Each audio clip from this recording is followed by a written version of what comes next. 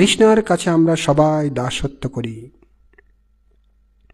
যেদিন বুঝতে পারি ও তৃষ্ণা আমাকে দাসত্ব করে রেখেছে, আমি দাসী হতে চাই না।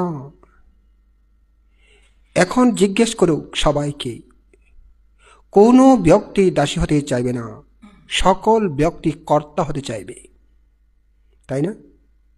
তুমিও কর্তা হতে চাও তো, নাকি দাসী হতে চাও? কর্তা হতে চাও। তাইলে মন যেরূপ বলে সেরূপ না করাই উত্তম। হ্যাঁ, মন যেরূপ বলে সেরূপ করব, যদি এটা আমার এখন এবং ভবিষ্যৎ মঙ্গল হয়, পরের এখন এবং ভবিষ্যৎ মঙ্গল হয়, তাহলে অবশ্যই অবশ্যই মনের কথা আমি ধরব। কারণ কি, একজন দাসীও যখন যুক্তিসঙ্গত কথা বলে, দাসীর কথাও ধরতে হয়। দাসী যদি একটা ভালো বুদ্ধি দেয়, দাসীর কথাও সে বুদ্ধিতে নেওয়া উচিত, তবে দাসত্ব হিসেবে নয়। দাসী আমাকে জানাবে, প্রভু প্রভু আপনার এটা করলে মনে হয় ভালো হয়, এই কথাটাই বলবে, আমাকে প্রভু করে ডাকবে। যেদিন প্রভু দাসীকে প্রভু বলে ডাকবে, যেদিন প্রভু দাসীকে প্রভু বলে ডাকতে হয়, তার মতো হীন আর এই পৃথিবীতে কেউ নেই। আমরা প্রত্যেকেই দাসীকে প্রভু বলে ডেকে থাকি। প্রভুকে, আমাদের দাসীটাকে, তৃষ্ণা হচ্ছে আমাদের দাসী, লোভ হচ্ছে আমাদের দাসী, দেশ হচ্ছে আমাদের দাসী, মোহ হচ্ছে আমাদের দাসী,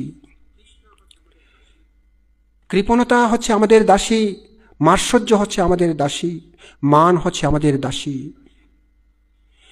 এই দাসীগুলোর কাছে আমাদেরকে দাসত্ব করতে হয়।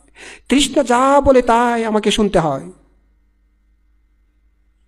লোভ যা বলে আমাকে তা শুনতে হয়, হিংসা যা বলে তাই আমাকে শুনতে হয়, মোহ যা বলে তাই আমাকে শুনতে হয়, কৃপণতা যাই বলে তা আমাকে শুনতে হয়, মান আমাকে যা বলে তাই শুনতে হয়, মাৎসর্য যাই বলে তা আমাকে শুনতে হয়।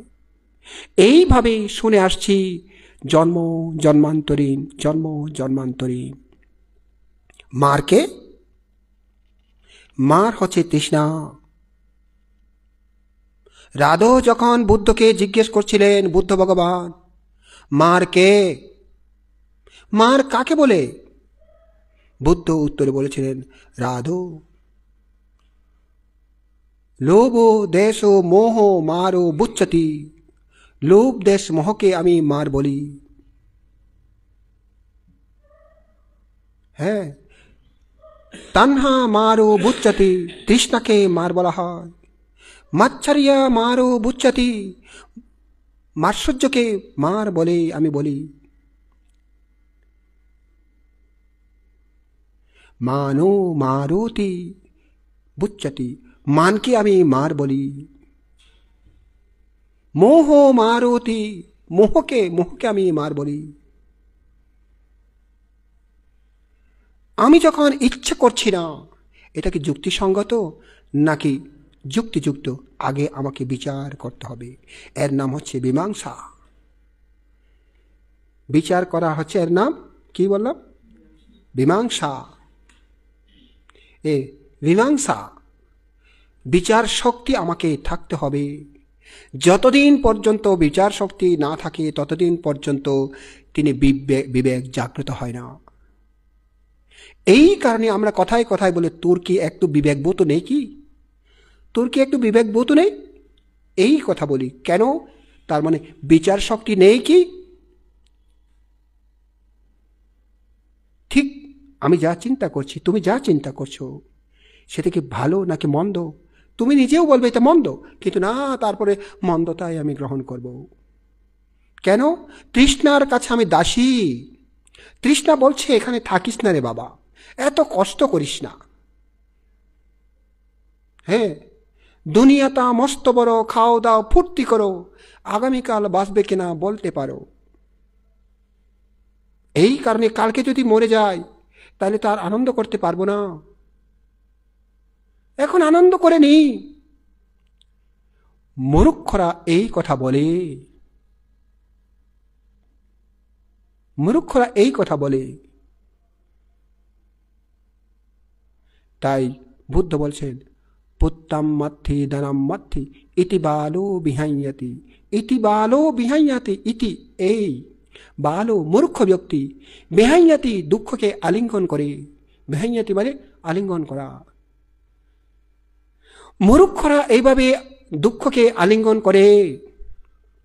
আমার ইচ্ছা মতো আমি করব, তুমি কে? তোমার ইচ্ছা মতো তুমি করবে যখন তুমি জানবে তুমি তোমার ইচ্ছা মতো তুমি করবে, যখন তুমি বুঝবে তোমার ইচ্ছা মতো তুমি করবে। যতদিন পর্যন্ত তুমি বুঝবে না ততদিন পর্যন্ত তোমার ইচ্ছাকে প্রাধান্য দেওয়া উচিত নয়। বুঝেছ? তোমার ইচ্ছাকে প্রাধান্য দেওয়া উচিত নয়। কেন? তুমি জানো এখনো তোমার চিন্তা সবগুলো পরিপূর্ণ হয় না। কেন? বয়স অল্প, এখনো সেই বুঝজ্ঞান হয়নি। এখনো মা আমাকে ডিফেন্ড করতে পারে না, বাবা আমাকে ডিফেন্ড করতে পারে না। ওইদিকে গেলে আমার ছেলে হারিয়ে যাবে কি?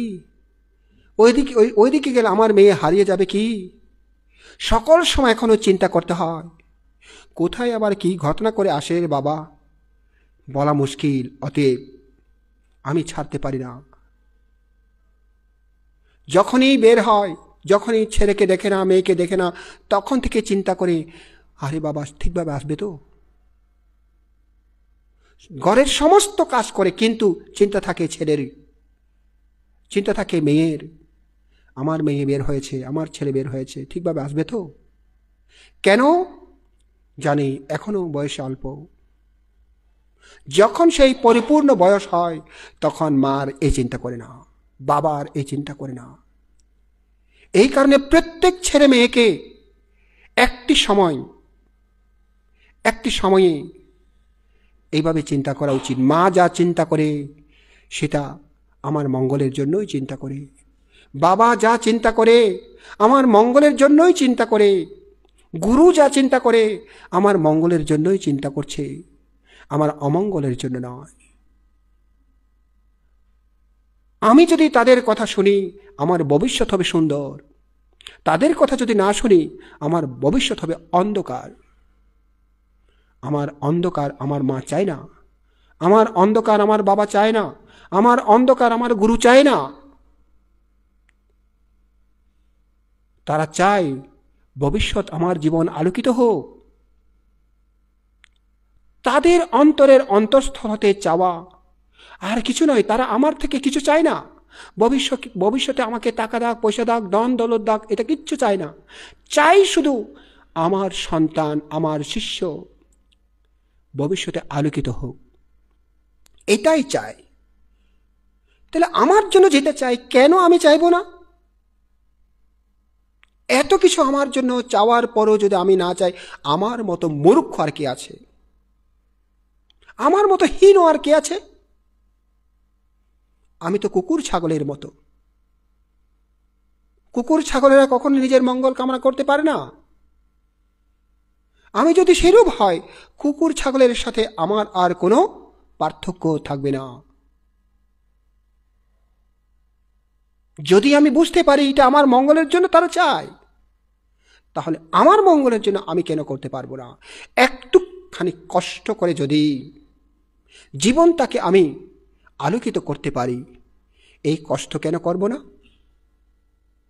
এই ভাবনা প্রত্যেক মানুষের মধ্যে থাকা উচিত, প্রত্যেক মানুষের মধ্যে থাকা উচিত। কারণ এই ভাবনা যারা করে তারাই মানুষ, যারা করে না তারা মানুষ হয় না, তারা মানুষ হয় না।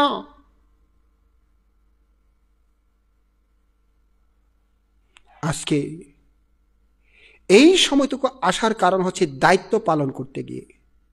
যেহেতু এই ভাবনা তারিখটা পড়েছে, অনেক পড়ে, আমার অনেক আগে ফাং ছিল,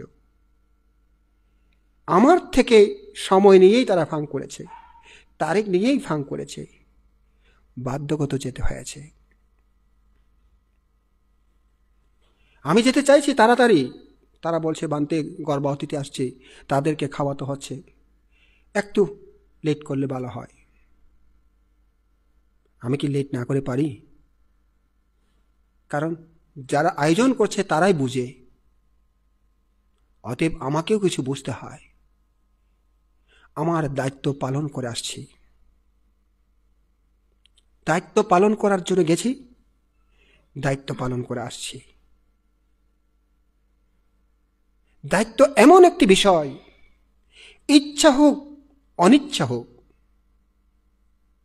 ইচ্ছা অনিচ্ছার উপর নির্ভর করে না। দায়িত্ব দায়িত্ব যতক্ষণ চলতে পারে, যতক্ষণ বলতে পারে, ততক্ষণ দায়িত্ব পালন করতে হয়।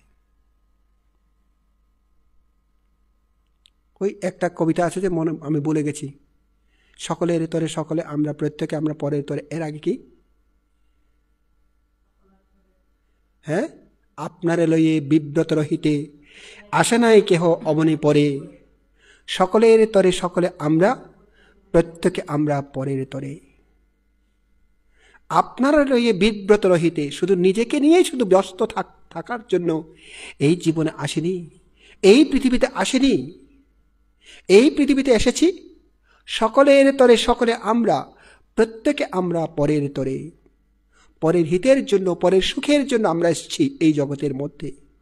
এই কারণে দায়িত্ব পালন করতে হয়। কেউ যদি এই কবিতার অর্থটা বুঝে, সে দায়িত্ব পালন না করে থাকতে পারে না। যত মহামনীষী ছিল প্রত্যেকেই দায়িত্বটা পালন করেছে। আমরা এখনো মহামনীষী হতে পারিনি, কিন্তু দায়িত্ব পালন করে আমরাও একদিন মহামনীষী হবই, তাই না? দায়িত্ব পালন করে আমরাও একদিন মহামনীষী হব। মাঝে মধ্যে আমি চিন্তা করি, আমার খুব খেয়াল আছে, বেশি করে গরম দিনে আমাদের পশ্চিম আন্দামানে প্রিয়দর্শী বান্তে যখন উপসংগ্রাস হলো, উপসংগ্রাজে ভূষিত হলো, গ্রামবাসী বান থেকে সংবর্ধনা অনুষ্ঠান করেছে। সেখানে যত বড় বড় সংগ্রাজ বান্তে, আমাদের বর্তমান সংগ্রাজ বান্তে শ্রদ্ধেয় পরলোকগত উপসংগ্রাজ শিলানন্দ ভান্তে, শ্রদ্ধেয় ধর্মপ্রিয় ভান্তে, সবাই স্টেজের মধ্যে বসে আছে। এত গরম, আমি বসে থাকতে পারি না। আমি গেছি বিকালে বটে, কিন্তু আমি ওখানে যেতে পারি না, এত গরম। যাওয়া মাত্র বেশি নয়, আমাকে 5 মিনিট বসলে, ওখানে 10 মিনিট বসলেই আমার জ্বর উঠে যাবে, কারণ আমার শরীর এটা খাচ্ছে না। আমি চিন্তা করছি, এই বৃদ্ধ বয়সেও তারা বসে আছে কেন? দক্ষিণার জন্য নয়। দক্ষিণার কত টাকা দেবে? 500-1000 দেবে। কিন্তু এই যে আমাদের শ্রদ্ধেয় ডক্টর ভান্তে দায়িত্ব পালন করতে গেছে কোথায়? কি সুখ নাকি সুখসরি নাকি একেবারে বাগাইছড়ির উপরে, হ্যাঁ হ্যাঁ, শ্রীযোগ মুখ দায়িত্ব পালন করতে গেছে। আর ওখান থেকে নিজে আর গাড়ি চালিয়ে আসতে পারেনি।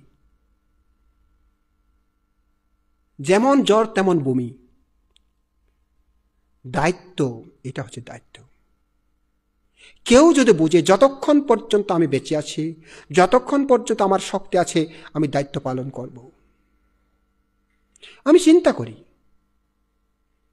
আমি একদিন গল্প শুনেছি একজন বান্তের কাছ থেকে, বার্মিস বান্তের কাছ থেকে। বলে যে আমাদের গুরু পড়াচ্ছে, একেবারে প্রায় 90 বছর বয়স। পড়ানোর পরে সেখানে বিরতির মধ্যে চা খায়।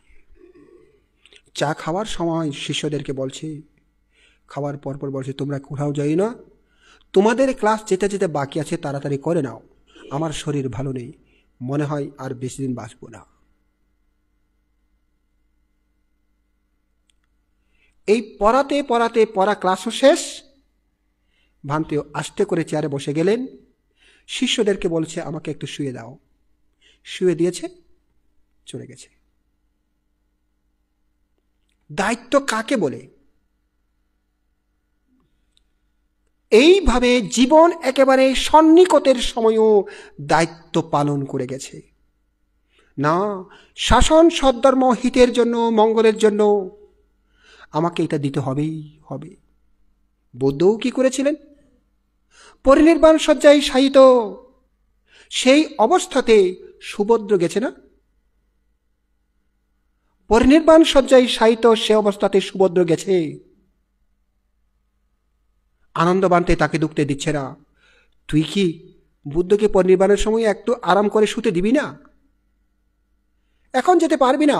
সুভদ্র বলছে, আমার সময় নেই। এতদিন বুদ্ধের কাছে আসবো আসবো করে আসা হয়নি। আজকে যদি বুদ্ধের সাথে আমার সাক্ষাৎ না হয়, আমার জীবন হবে বৃথা। অতএব আনন্দ, আমি জানি তোমার মধ্যে অসম্ভব মানবতা আছে, তুমি মানুষের প্রতি দয়াশীল, অতএব আমাকে যেতে দাও। আরে বন্ধু, এই কারণে তো আমি দয়াশীল। এখন এই মুহূর্তে আমি চাই, বুদ্ধ অন্তত পক্ষে সারা জীবন কষ্ট করেছে, 45 বছর কষ্ট করেছে, অন্তত পক্ষে পরিনির্বাণের সময় একটু স্বস্তি লাভ করো। এই সময় তোমাকে যেতে দিতে পারে না। তাদের কথোপকথন বুদ্ধ শুনলেন। আনন্দকে ডাক দিলেন, আনন্দ, তাকে আসতে দাও, সুভদ্রকে আসতে দাও। এখন আমার পরিনির্বাণ হবে বটে, কিন্তু সুভদ্রের অসম্ভব দরকার। আর সেখানেই সুভদ্রকে দেশনা দিয়ে সেখানেই সুভদ্র জ্ঞান লাভ করেছিলেন, সেখানে অর্হত্ব লাভ করেছিলেন। তাই দেখুন, একেবারে বুদ্ধ পরিনির্বাণের আগ মুহূর্ত পর্যন্ত দায়িত্ব পালন করেছেন। আর কি দায়িত্ব? যখন পরিনির্বাণ শয্যায় একেবারে চরম পর্যায়, তখন বুদ্ধ ধ্যানে চলে গেলেন, সমাধিতে চলে গেলেন।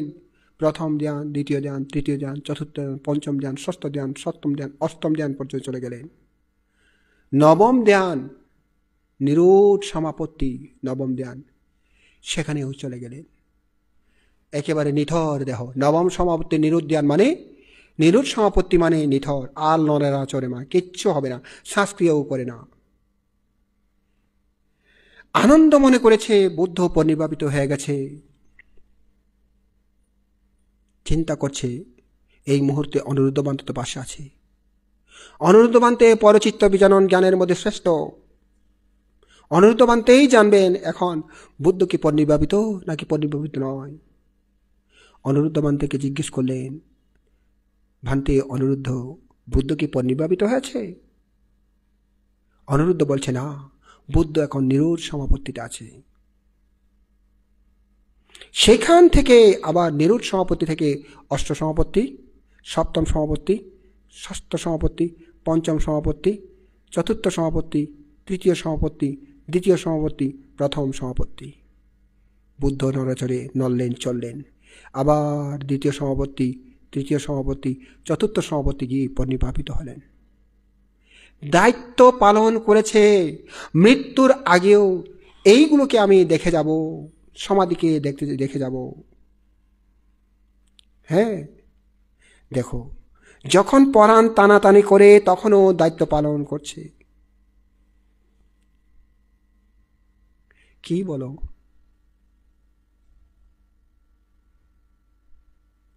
কার জন্য দায়িত্ব পালন করবে? আমার জন্য। এটা আমার জন্য। কারণ একটু যদি আমি ধর্মদান করতে পারি, একটু যদি মানুষের মঙ্গল কামনা করতে পারি, এটাই হচ্ছে আমার দায়িত্ব। একটু যদি আমার মঙ্গল কামনা করতে পারি, একটু যদি আমার দায়িত্ব আমাকেই পালন করি, তাহলে এটা আমার জন্য মঙ্গল। এই কারণে দায়িত্ব পালন করতে হয়। আপনাদের এখন কি দায়িত্ব? আপনাদের দায়িত্ব কি? হ্যাঁ, দায়িত্ব পালন কি? রেদিতা, ধ্যান করা হচ্ছে তোমাদের দায়িত্ব। কেমন? তোমাদের দায়িত্ব আছে ধ্যান করা। কারণীয় মাত্রা কুশলে না, করণীয় অর্থকুশল, অর্থকুশলের দ্বারা, করণীয় অর্থকুশলের দ্বারা। এই করণীয় অর্থকুশল করছেন, ধ্যান ভাবনা করছেন। আমার দায়িত্ব হচ্ছে এখন বুদ্ধির মতো করে সুন্দর করে বসে সকল আলম্বনকে জানা, যখন যে আলম্বন আসে সেই আলম্বনকে জানা। পজানাতি পজানাতি পজানাতি। যেই আলম্বন আসে সেই আলম্বনকে জানা। পজানাতি। এইভাবে আগে আলম্বনকে জানুন। কালকে কি বলেছিলাম? কালকে বলেছিলাম আগে আপনার পজিশনটাকে ঠিক করুন, তাই না? স্মৃতি পড়ে আগে পজিশনটা ঠিক করুন। পজিশনটা ঠিক আছে কি না দেখো আগে। আমার বসাটা, আমার মাথা রাখাটা পজিশন ঠিক আছে কিনা। পজিশন ঠিক হলেই পরিস্থিতি শুরু করুন। কেন? কায় সংস্কার আগে ঠিক করুন। কায় সংস্কার আগে ঠিক করুন। কারণ এক একজন সাধক তাদের বসে থাকাটাকে দেখেই মানুষের মধ্যে শ্রদ্ধা উৎপন্ন হতে হবে। এই কারণে যেমন তেমন করে সে বসতে পারে না। একজন সাধক বানরের মতো বসতে পারে না। একজন সাধক কুকুরের মতো বসতে পারে না। একজন সাধক গরুর মতো করে বসতে পারে না। একজন সাধককে সাধকের মতো বসতে হয়। এই কারণে ৭৫ শিখিয়া ভিক্ষু সামন্তকে বুদ্ধ শিক্ষা দিয়েছেন। ৭৫টি শিখিয়া। এটা বাহ্যিক গুণসম্পন্ন হতে হয়। যদি ৭৫টি শিখিয়া বাহ্যিক গুণসম্পন্ন হয়, বুদ্ধ বলছেন তাকে অরহতের সদৃশ মনে হয়। তাহলে এই বাহ্যিক গুণটাকে যখন পরিপূর্ণ করে, সেটা অন্তরে আপনাতেই পূর্ণ হয়ে যায়। ঠিক তদ্রূপ ভাবে আগে পজিশন, অবস্থান আগে ঠিক করুন। দেহের অবস্থান, মাথার অবস্থান, সব অবস্থানকে আগে ঠিক করুন। ঠিক করার পরে তারপরে স্মৃতিকে চিন্তা করুন। অনেকে বলবে এটা কেমন কথা? আরে দেহটাকে ঠিক করে রাখার জন্য সম্প্রজ্ঞানের প্রয়োজন। সম্প্রজ্ঞান না হলে দেহকে ঠিক করে রাখা যায় না। এইভাবে রাখবো, আমি এতটুকু রাখবো, এটাকেও দেখতে হয় বারে বারে দেখতে হয়। সম্প্রজ্ঞান সচেতন অবচেতন ভাবে এভাবে থাকতে পারে না। আগে সচেতন করে রাখতে হয়। যখন এভাবে দেহ সংস্কার ঠিক হয়ে যাবে, তখন কিন্তু অবচেতন হলেই চলে না, থেকে যাবে। অর্থাৎ কায় সংস্কার যখন হয়ে যায় তখন থেকে যাবে। যেই মানুষটা সচেতনভাবে এভাবে চেষ্টা করে, সচেতনতার ভাবে দেহকে সোজা রাখার জন্য চেষ্টা করে, সম্প্রজ্ঞানের মাধ্যমে দেহকে সোজা রাখার চেষ্টা করে, এই ব্যক্তি কি কখনো কি অবচেতন হবে? কখনো কি আর অবচেতন হবে? হবে না। কারণ তিনি সচেতন। দেহকে সংস্কার ঠিক রাখার জন্য তাকে সচেতন প্রয়োজন হয়েছিল। এই সচেতন তাকে স্মৃতি তৈরি করে দেবে। এই কারণে বলে সাতি সম্পজানাকারী হতি। সাতি সম্পজানাকারী হতি। স্মৃতি সম্প্রজ্ঞান হও। স্মৃতি সম্প্রজ্ঞানে কাজ করো।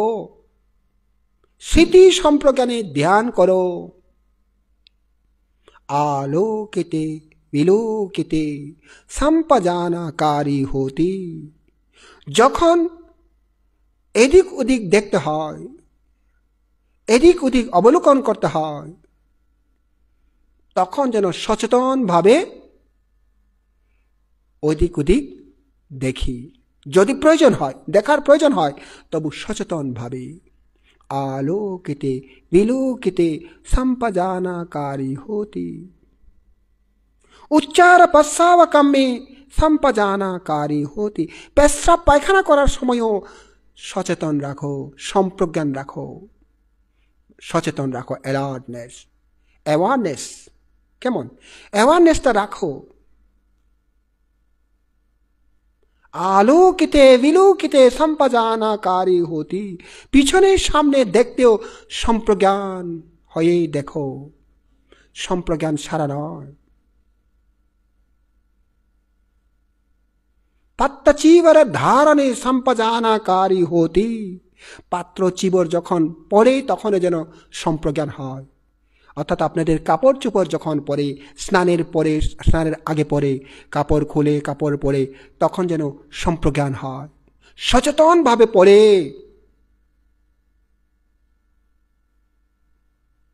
আসিতে পিতে খাইতে সাইতে সম্পজানাকারী হতি, উঠতে বসতে খেতে শুতে সম্প্রজ্ঞান রাখো।